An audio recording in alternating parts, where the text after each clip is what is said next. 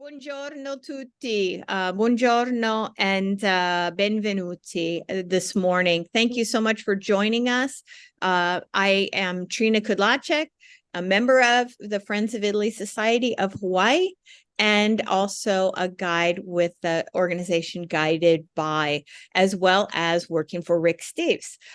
We are going to be joined today by my longtime colleague and the founder of Guided By, Rainer Metzger, who is joining us from Seattle, and he is a longtime guide in Sicily.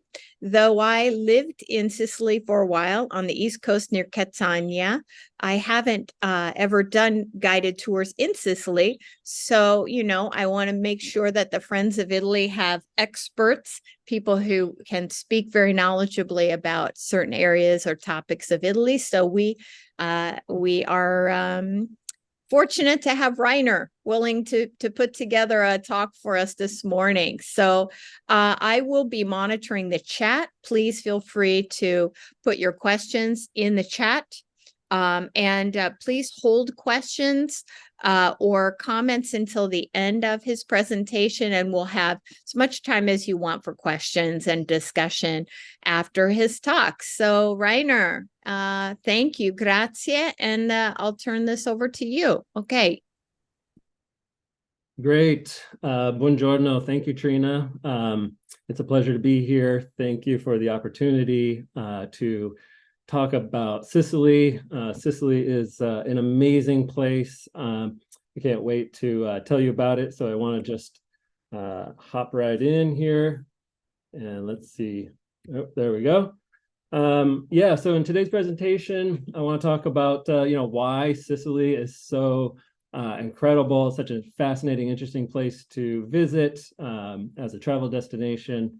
I want to talk about when to go, how to get around, logistical things. Then I want to get into some highlight places to visit, places that are worth staying for a few days. And then we'll talk about some off the beaten path places as well. And then best for last is what to eat in Sicily. It's a culinary destination for sure. There's incredible things to experience there. This talk is not meant to be exhaustive. There's certainly so many places to go and visit, but this is kind of an overview, a place for travelers who are thinking about a trip to Italy, to Sicily, and to begin to kind of set up, where they want to decide to put their time. So why Sicily? Sicily, as you can see here from the map, is right in the middle of the Mediterranean Sea. You can see it's sort of, it's some people like to call it the soccer ball that the boot of Italy is kicking. It's an island in and of itself. It is the keystone of the Mediterranean in a lot of ways. As you can see that Sicily kind of sits halfway between the Western Mediterranean and the Eastern Mediterranean, and it is the largest region of Italy. It has some almost 5 million people, 4.8 and change million people living on the island. And because of its position here on the map in the middle of the Mediterranean, you can see that, as we will see here, that Sicily has been culturally influenced by all parts of the Mediterranean basin. So when you go to Sicily, you are experiencing something that is unique and distinct from the rest of Italy. I like to kind of think of Sicily as being kind of one of the quintessential regions of the Mediterranean. You are experiencing Mediterranean culture when you go to Sicily. There have been influences that have come to bear here from Africa, from Greece, from the Middle East, from Northern Europe, of course, from the Iberian Peninsula. And all of these forces converge on this island in the middle of the Mediterranean Sea. Sicily is this incredible Mediterranean landscape. It is a mountainous island. It has this rugged coastline in many places. many sort of protected valleys, ridges, hilltops, villages clinging to impossible slopes, and this sort of always this special relationship with the sea. So you'll see that people have come and go from this Mediterranean landscape here for millennia. Mount Etna features prominently on Sicily. Mount Etna is Europe's tallest volcano. It's an active volcano. It is by far the most active volcano currently. It stands some 11,000 feet, and it creates or gives this very fertile volcanic soil to the northeast region of the island. And then all of these cultural forces have come to bear on the island, bringing riches and knowledge and craftspeople who have built incredible things. And so the architecture of Sicily is very interesting, as we'll see here with the Sicilian Baroque style that you find all over the island. Unique to Sicily and southern Italy for that matter as well, but particularly good examples of the very ornate, very rich, and very dynamic style of architecture from the 16 and 1700s. Real quickly, brief kind of sketch of Sicilian history. There is human evidence, archaeological remains going back 6,000 years. But the first big powers, the civilizations that came to bear on the island of Sicily were the Carthaginians, the ancient Greeks, and then eventually the ancient Romans. The Carthaginians were established in North Africa in the city of Carthage. They were Phoenicians that came from the Middle East and settled on the northern coast of Africa. As you can see, the capital of their empire, Carthage, was just a short sail across the Sicilian Straits that divide the island of Sicily from the North African coast. And so the Carthaginians would settle in Western Sicily. It's not exactly known when, but it's presumed some 800 years before the Common Era. We might say 8th century before Christ.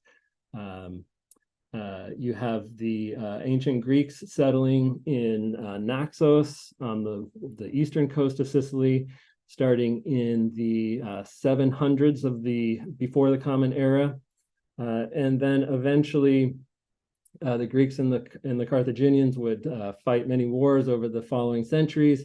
When Rome begins to rise, Rome starts to challenge Carthage for control of Sicily in the 3rd century before the Common Era.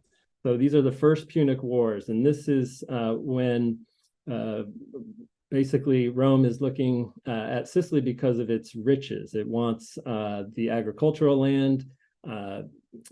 Sicily was a very fertile place. That's why the Carthaginians and the ancient Greeks settled there. Wheat production was especially good in Sicily, and the Romans needed this arable farmland to feed, literally, their growing civilization. And so they're going to fight against the Carthaginians for control of the waterways around Sicily and then the island itself. Rome loses the First Punic War, but will come back in the Second Punic War and eventually take over control of Sicily by the end of that century. So Rome then comes to dominate the entire Mediterranean world. Sicily becomes sort of absorbed into Roman control. In the later centuries of the Roman Empire, Sicily is a little bit of an afterthought as Rome is expanding on the farthest frontiers, far away from Sicily. But eventually Rome falls and will be taken over and attacked by the Vandals from the north in the 400s of the Common Era, 500s of the Common Era. The Goths will come, and all of these sort of northern peoples will also take over control of Sicily. So by the 400s and 500s, 600s, Sicily falls to these northern European civilizations. Eventually, the Greek Orthodox Empire, the Byzantine Empire, which is the sort of continuation of the Eastern ancient Roman Empire, the Byzantines will control Sicily by the 600s of the Common Era. And then starting around 827, in the 900s of the Common Era, you have Islamic control. So Muslim caliphates would take over control of Sicily from the Greek Byzantines, and eventually settle there. Islamic Sicily lasts for some 200 years. It was a little bit of a seesaw back and forth, but there is a definite kind of Islamic stamp, a cultural stamp on the island of Sicily. Muslim agricultural practices were brought, agricultural products were brought to Sicily. You've got citrus fruits, lemons and oranges. The famous pistachios that Sicily is now known for came during the Islamic period of this time. Sugarcane as well was a very profitable crop that grew well in the fertile Sicilian soils. But eventually, in the 11th century, Norman mercenaries, basically, these were people originally from Scandinavia, the Norsemen. Then they settled in England. They're very good sailors, and eventually by the 11th century, they're hired by the papacy, by the Pope at the time, to fight against Islamic control in Sicily. So the Normans would come take over control of southern Italy and then Sicily by around 1060, and that would bring in 150 years or so of Norman control. The Normans settled in Sicily. Sicily was an interesting place for them because of its rich agriculture, because of its position in the Mediterranean in terms of the sea routes between east and west. And so the Norman kings settled, made their capital of Palermo, and built incredible things in and around Sicily, including eventually the new cathedral of Monreale, which is just outside of Palermo, up in the hills, and has these incredible Norman Byzantine mosaics, very much influenced by the Islamic tradition that preceded the Normans. You see the beautiful inlaid stone tile work of the courtyards of Monreale. They built many other churches as well. The Normans were famous for basically religious tolerance. They formalized the Sicilian language, was a sort of Latin vulgar dialect, but they put it into written form, set up an education system, and really sort of embraced local Sicilian culture that was indigenous at the time. So for the following centuries, the Normans basically become very powerful monarchs in Sicily. They eventually will end up trading away control of Sicily. In the following centuries, the 1300s, 1400s, 1500s, Sicily is going back and forth between German, Spanish, and French control. In these centuries, Sicily is still a very prosperous place for the aristocracy, for the great monarchs of Europe who were appointing viceroys, governors to come and rule over the island on their behalf. And so there is a sort of long legacy of wealth and prosperity that helped fund investments in these churches. And so 1600s, 1700s, you have Sicilian Baroque architecture decorating these churches. Good example here on the left is the Collegiata of Catania and the Jesuit church in Palermo. Really good example of that interior Sicilian Baroque decoration. Here is a house museum. This is a palace in Palermo. that is a good example of some of the wealth of the land-owning aristocratic class of Sicily from 1800s, before Sicily is unified with the emergent nation state of Italy starting in the 1860s. So all of this history can be summed up in one wonderful place in Sicily. This is the Cathedral of Syracuse, or Siracusa in Sicilian. And so here you have a church that has all of the great epics of Sicilian history. This is a church that was originally constructed as a Greek temple, a temple of Athena, as Syracuse was a Greek colony in Magna Graecia, starting, well, I guess this temple was dating back as early as 590 before the Common Era. The temple was eventually taken over by the Romans, of course. It would then become a Byzantine Orthodox church. Later, it was converted into a mosque during the Islamic centuries in Sicily. The Normans converted it back into a newly constructed Norman cathedral. And then it was given the present facade after a great earthquake in the end of the 1600s, and has this great example of Sicilian Baroque architecture on the front. So when you go and visit this building today, you walk along the side there in the lower left-hand corner, you see the image. There are people sitting up on the steps, and those columns that you see kind of embedded in the wall along the broad side of the building, those are columns that are the original Doric columns of that Greek temple of Athena, going back 6 centuries before the Common Era. And so you can walk up to that, you can run your hand along those columns, and when you do that, you're sort of transporting yourself back to the time of ancient Greece, when the Greeks controlled much of the Mediterranean and brought great works of architecture and their temples, of course, to the island of Sicily. So it's a great place to sort of connect with all this history that comes to bear in Sicily. So when to go? Real quick, let's just run through some logistical things about Sicily when we talk about when to go. This is one place in Italy that I say kind of, every month of the year is great to go to Sicily. The winters are very mild. You can see the average temperatures there in the 60s for November, December, upper 50s for January, February. And then in the summer months, it does get quite warm in Sicily.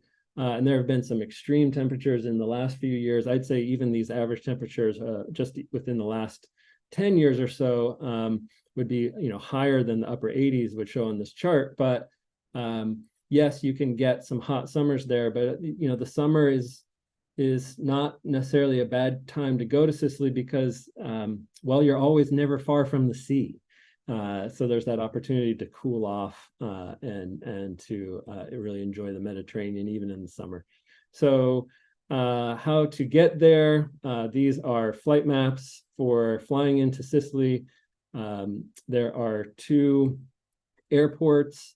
The main airport is in the regional capital of Palermo on the northern part of the island. There is another airport almost just as big at Catania on the east coast, and you've got flights there connecting all kinds of Italian cities and major European cities as well. I should mention one good way to get around the island of Sicily is by car. The highway network is actually pretty good. Train lines exist. They're slow and maybe not as fast and efficient as driving. So people usually tend to rent a car and drive, or they take some of the local buses that run routes between, say, Palermo and Catania or the other big cities. That can be a lot faster for getting around as well. I highly recommend having a good guidebook. So 2 guidebooks that I like: the Rick Steve Sicily book, just recently updated with new information that was researched after the pandemic. And then, of course, the Blue Guide for in-depth historical information is the best for that, for sort of informing your travels. Then let's talk some highlight places to go and visit. These are 4 sort of big places that I think are worth spending a couple of days. That's how I'm kind of defining these highlights here. I like to stay 3 nights in a place. I mean, I kind of think if you have, so long as you have the time to devote to visiting these places, I think these are all worth at least 3 nights. Palermo, of course, the capital of Sicily. We'll talk about Agrigento and the Villa Romana del Casale, kind of down in the south center of the island. Taormina, of course, and Mount Etna on the east coast, and then Siracusa, and its little island peninsula of Ortigia. So these are all places that I think are worth visiting, making a home base, and then later we'll talk about some off the beaten path places to check out not far away from these places. Here's a map showing Palermo in the north, Agrigento in the south, and then over on the east coast, Taormina and Mount Etna in the northeast, and Siracusa in the southeast, just to get our bearings a little bit here. Palermo is the biggest city in Sicily, famous for its Monreale Cathedral, which you can see in the upper left-hand corner there. We've seen saw images of the mosaics inside the church. Easily one of the most visited sites in Sicily. In the upper right-hand corner, that is the Teatro Massimo, famous opera houses, or famous opera house. It was one of the biggest and best opera houses of Europe, and it rivaled the opera houses of Naples and Milan in Italy. I highly recommend a visit. They do tours during the day, so long as there isn't a performance or some event happening inside. And if you have the opportunity, if they're offering the trip up to the rooftop terrace and the tour of the backstage, I think it's really interesting to go and check that out. You can actually climb up. They take you into the the catwalks above the stage, and you see all the rigging that supports all of the scenes that rise up and down. And it's really an incredible experience to be up there in the rafters and to see this theater kind of functioning like a machine, dating back to the 1800s. It's quite fascinating. In the lower left-hand corner, there's a photograph of one of the side aisles of the Church of the Gesù. Really excellent examples of Sicilian Baroque interior churches. Also Santa Caterina, which we saw earlier, is also a church worth visiting. And then I really enjoy a visit to the Oratory of San Lorenzo in Palermo. It is beautifully decorated with carved marble and plaster walls, and then has had, I should say, a painting by Caravaggio, a beloved Italian painter from the late 1500s. Caravaggio spent time in Sicily. I do. And the painting of St. Francis inside that oratory was actually stolen by the mafia. And the painting has yet to be recovered, but a replica sits there at the end of the oratory. It's a fascinating story and worth a visit. But then the one place in Palermo that I think really, you really feel the spirit of the city and of Sicily in general is the Ballarò market. I love markets in general in Italy, and Sicily's markets, because the island is just has so much energy. It's such a fertile place. The food is so important to the culture.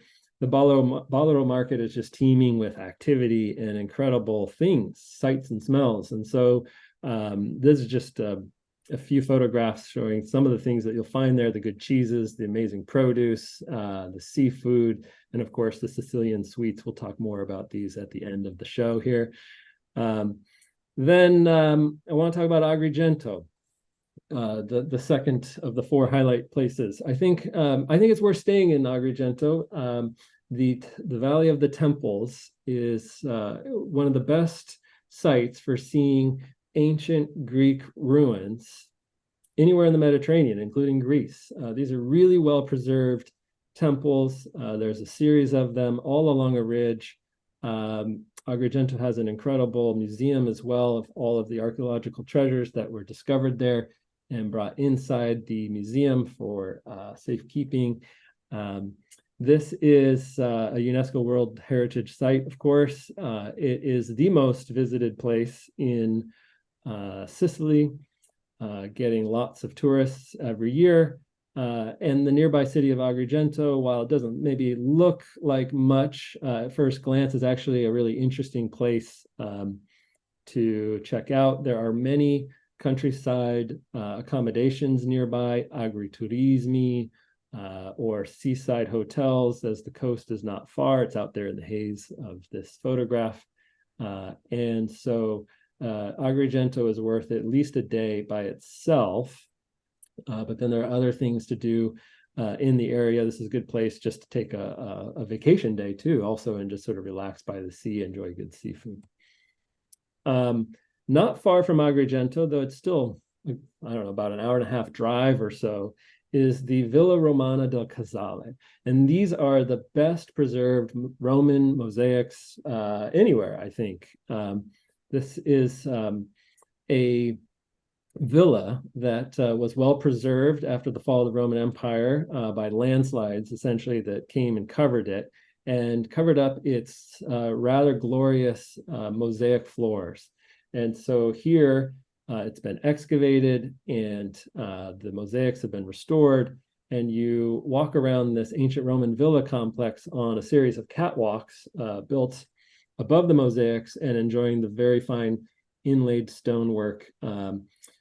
You see hunting scenes, you see games, you see figures of rural ancient Roman society, and then of course you see the famous women in the ancient Roman bikinis over there on the right. It's probably the most famous part of the villa. This site is a little bit out in the countryside. It kind of stands on its own, but it's worth the drive out there or hiring a guide with a private driver to get there. Fascinating Roman mosaics at the Villa Romana del Casale. Then moving over to the east coast of Sicily, Taormina is a glorious, wonderful hill town that sits up above the sea, and it is on the flanks of Mount Etna. You can see in the photo on the left there, Mount Etna is kind of always letting off steam. You can see it in the distance to the left. Taormina is famous, of course, for its Greek and Roman theater that sits beautifully positioned on a rock outcropping, sort of taking advantage of the natural topography of the site, and is a very popular place to visit in Taormina. Taormina is it's a glamorous town, lots of intellectuals, wealthy travelers, grand tour travelers from the 1800s have stopped off and made Taormina famous. It has, of course, been recently made famous by the show White Lotus. People in Hawaii, I imagine, might have opinions about that show, as the first season took place in Hawaii. Second season took place in Taormina, although funny, the characters on the show were staying at the San Domenico Hotel there in Taormina, and they would exit the hotel to go down to the beach, but the beach was in Cefalu, which is a good, at least an hour's drive away on the north coast of Sicily. For better, for worse, Taormina has seen an uptick in popularity because of the show, and it's still a beautiful place. Mount Etna, near Taormina, looms over eastern Sicily. It's a place that you can go and visit. The soils around Mount Etna are very fertile, of course. This is where you get those Sicilian blood oranges, Sicilian pistachios from the city of the town of Bronte on Mount Etna, also are here.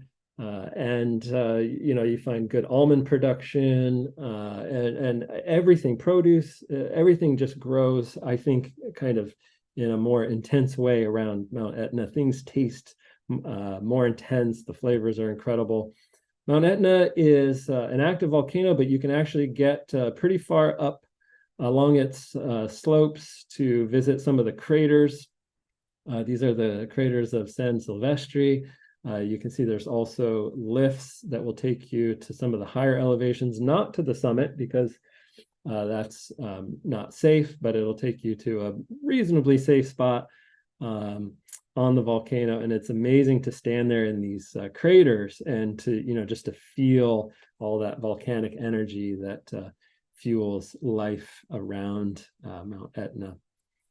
The last highlight place that I think is worth stopping and spending some time is Syracuse. This was the Greek colony established 7th century before the Common Era, and has been an important harbor and place for culture and civilization in Sicily.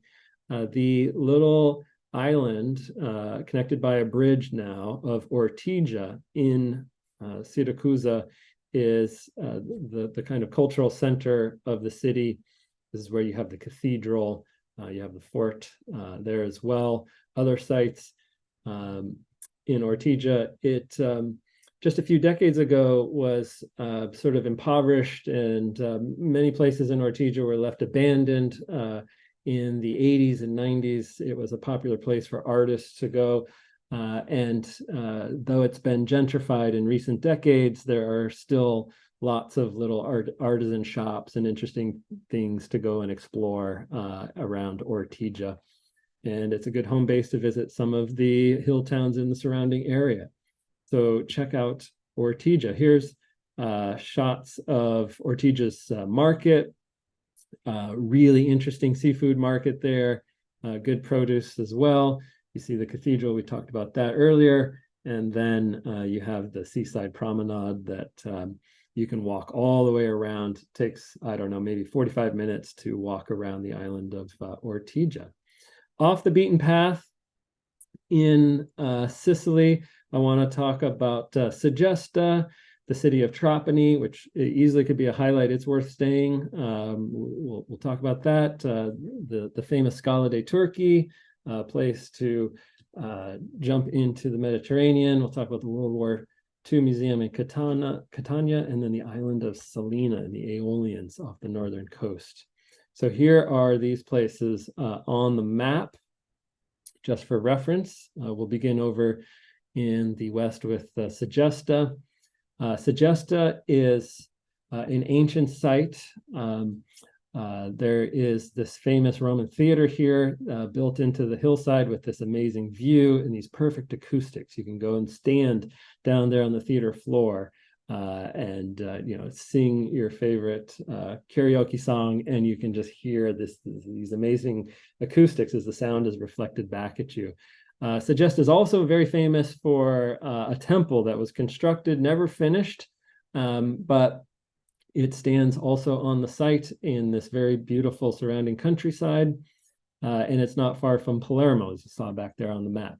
Then a little bit farther west of Segesta is Trapani, and Trapani is a port city in western Sicily. It has a fascinating history of its own, but nearby are the famous salt marshes. That is the center of Sicilian salt production. And the salt is actually harvested out of seawater that is brought into these shallow pans that are then slowly where the water slowly evaporates and concentrates the salt throughout the hot summer. And then in August or so, workers come, and using various instruments and tools, they're able to actually shovel out large quantities of salt. And so there's a salt museum here just south of Trapani And then off in the distance there, you can just barely see it, is the island of Mozia. And Mozia was a Carthaginian settlement that built an important trading outpost there in Western Sicily. It's an archaeological site now.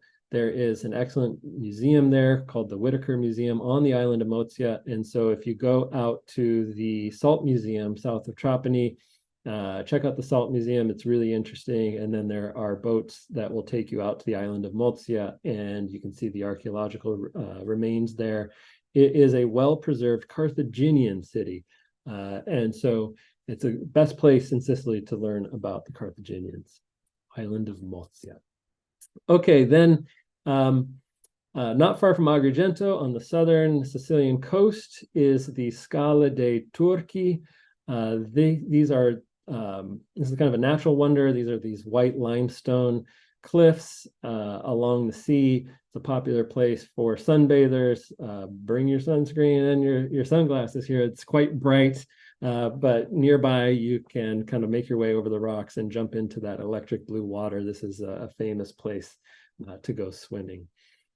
Then moving over to Catania. Catania is the big port city in eastern Sicily, and it has a really excellent World War II museum.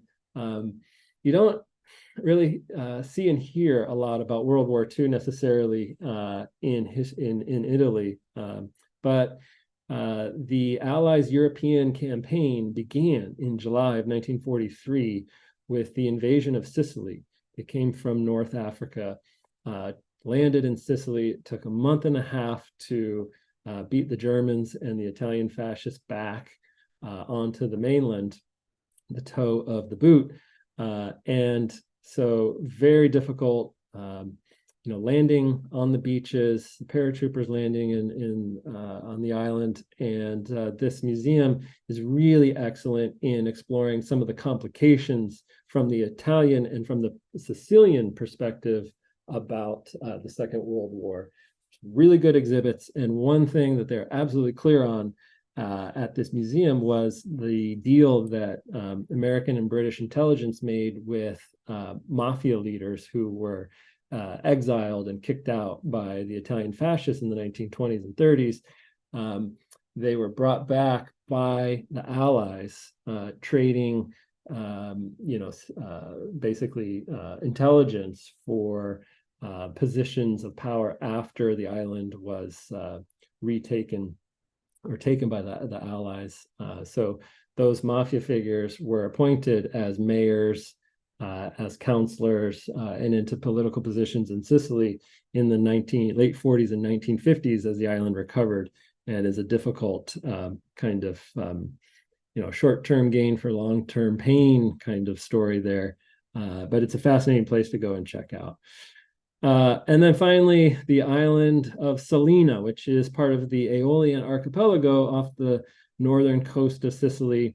This is a place where, you kind of forget, the concept of time. It's a very beautiful island with a dormant volcano, a couple of dormant volcanoes actually, and craters on it, a couple of little tiny towns, and these are beautiful beaches to go and hike to. And to drop down for a swim, a place to take a boat. You can do boat tours around Salina, and it's a wonderful place to go and just sort of escape it all. All right. We move on to one of the best parts here, what to eat in Sicily. So seafood, of course, you can imagine an island that is in the center of the Mediterranean is going to be featuring seafood on the menu. So really wonderful octopus, fish, tuna, swordfish. You can see the swordfish in the lower right-hand corner. You always see that in the market, often with the head of the swordfish prominently displayed. You've got vegetables that grow so well in Sicily. Sicily's famous for its eggplant, of course. Its zucchini, bell peppers feature prominently. Then on the right, you have Sicilian couscous. Lots of different couscous recipes that I've found in Sicily. But one thing that separates Sicilian couscous from maybe sort of North African couscous. In Sicily, they tend to use fish broth to cook the couscous in, and that gives it a more kind of savory flavor to it. I find it really, really good. I love eating Sicilian couscous. Fried foods feature prominently in Sicily. You see that in the markets and on the streets. So this is kind of street food. Pennelle are chickpea fritters that you see on the left. In the middle, those are arancini or arancine. You got to be careful because on different sides of the island, they call them different things. And, the grammar police will come out if you call them the wrong thing. But the arancini are deep fried rice balls that often have some kind of meat or cheese or vegetable inside the rice, and it's a really tasty way just to have a quick snack. And then over on the right is a specialty of Palermo. This is cameusa. It's a sandwich that is made with stewed spleen from the cow and other organs that you often see being cooked up. Lots of organ meat in Sicily. They don't waste anything.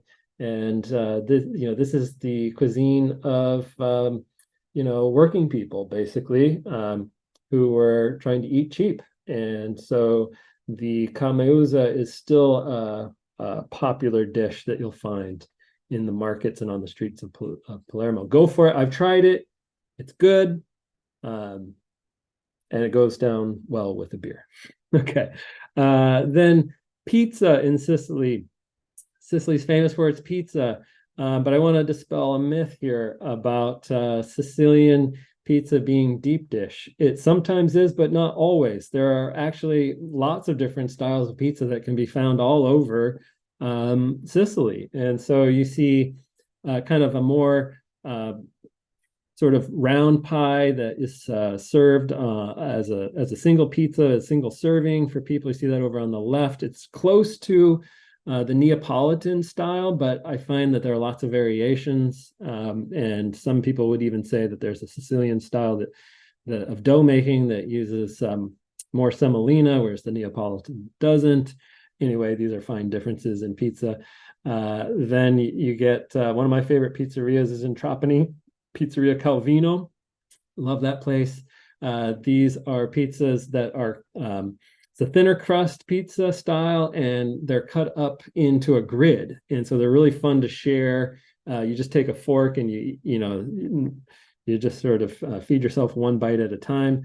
And then there's sfincione on the right. This is a thick crust pizza that is cut up in squares and served usually by the slice, and comes with various different toppings. So lots of different kinds of pizza to be found in Sicily.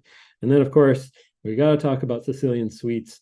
Major sweet tooth in Sicily. Cannoli are famous, of course. The thing about cannoli that you'll learn in Sicily is that when you buy a cannoli from a pastry shop or some other place that might be selling it, the ricotta filling has to be put inside of the shell at the moment that you order it. That's how you get the really best fresh cannoli.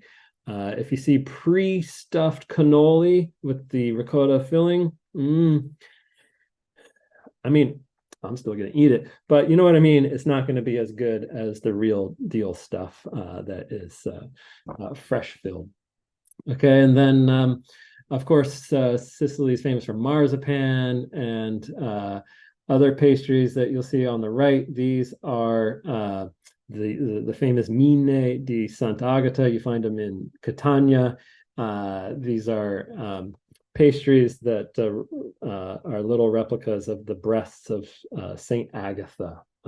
That's a reference to her martyrdom by the ancient Romans. And so it's a glaze pastry. I think it's an almond filling with a glaze, and then the candied cherry. You'll find lots and lots of different sweets around Sicily. It's an amazing place to go and explore, and especially to eat. So that's a really big part of the culture there. All right, Trina, we've come to the end of our whirlwind tour around Sicily. So I'd like to just open it up to questions, comments. Fantastic, fantastic. Like I said at the beginning, Reiner, those pictures make me want to go to Sicily. I haven't been for, I don't know, 15 years. And you really, really make me want to go to Sicily. Please, please, if anybody has a question, if it's easiest for you to type it into the chat, feel free. Or if you want to just interject and take yourself off mute, that's great too. I had a question for you when I was listening to your history talk there, about Islamic Sicily. Other than maybe Palermo, can you think of any other places in Sicily that would be good for someone who wanted to see more of the Islamic influence in Sicily, or is really Palermo the place to go?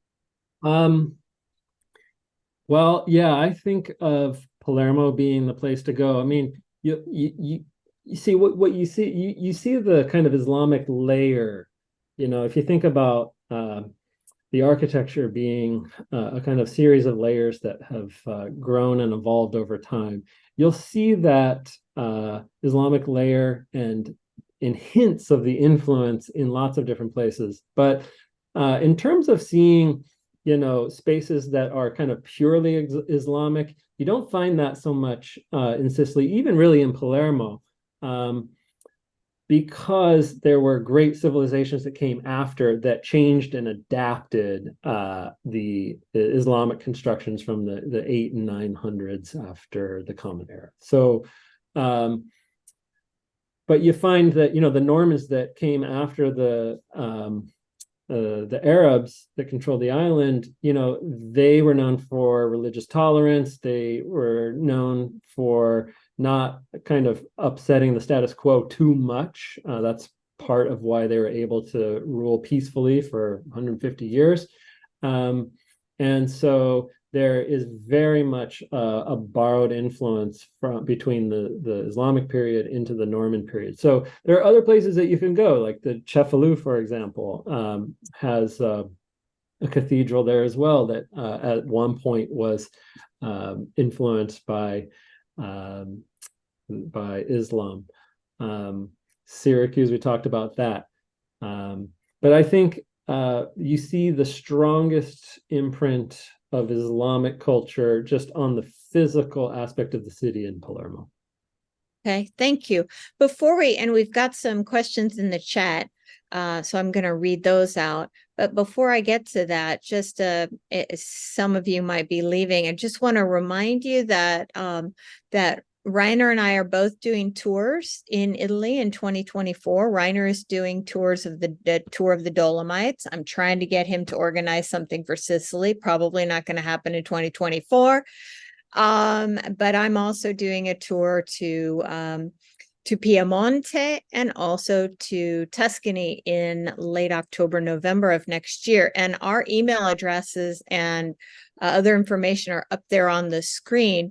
We are going to be doing some workshops, some talks, and we send out newsletters with information, not just about our tours, but about Italy and Italian travel in general. And so if you'd like to get on our mailing list, which some of you already are, please email me or Rainer, or go to our mailing list at our websites. There you can find information about our tours and get in touch with us that way as well.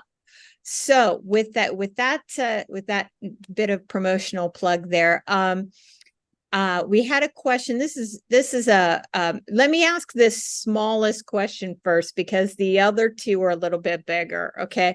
First of all, Pam asked about the Salt Museum and the area around Trapani. Is that a 2-day, 1-day trip? How much time would you recommend to explore that area? Well, I would give 1 day to visiting the Salt Museum and the island of Mozia. I think it's about a 20-30 minute drive south of Trapani. The Salt Museum is worth an hour, I think. And there are a couple places to get lunch around there.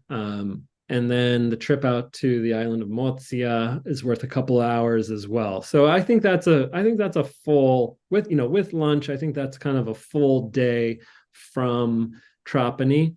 But then from Trapani, there are other places to visit as well. The city of Marsala, which has a really excellent archaeological museum.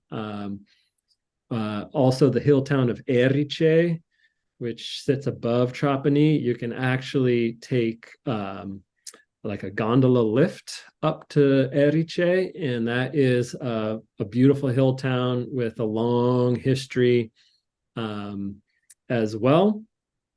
Good ceramics up there, famous pastry shop, Maria Grammatica, to visit up there as well.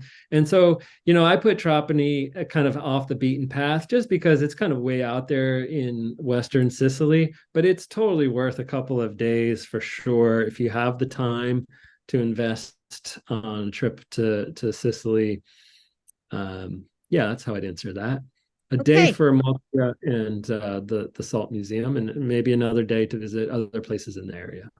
great. Okay, thank you. All right, Michael, hang on. I'm going to get to your question, but it's a big one. So, Reiner's going to need a little time.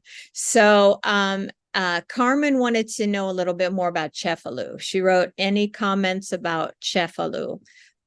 Yeah, Cefalù is great. Cefalù is reachable from Palermo, basically. It's east of Palermo. I don't know, maybe an hour and a half drive or so, if that even. And Cefalù sits at the base of a big mountain. It's a fishing town. There is a Norman cathedral there that is very beautiful. The public baths are there, and has a big, long, broad beach. Good hikes that you can do from around Cefalù.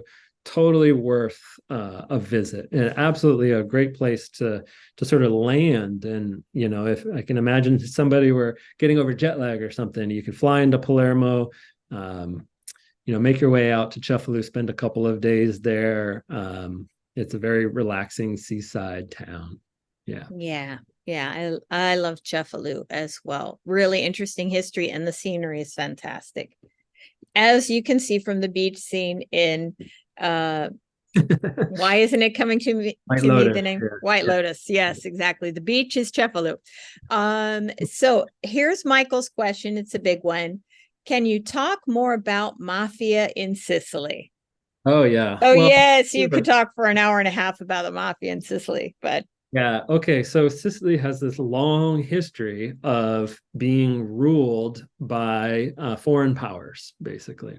And so for centuries, everyday Sicilians, local peoples have lived on the island, sort of working, living, doing business, doing politics, fighting in some cases, kind of below the radar of some big foreign power. And so in the 1800s, the mafia sort of gave rise to be, to be this kind of local system of control for politics and business, always under the radar.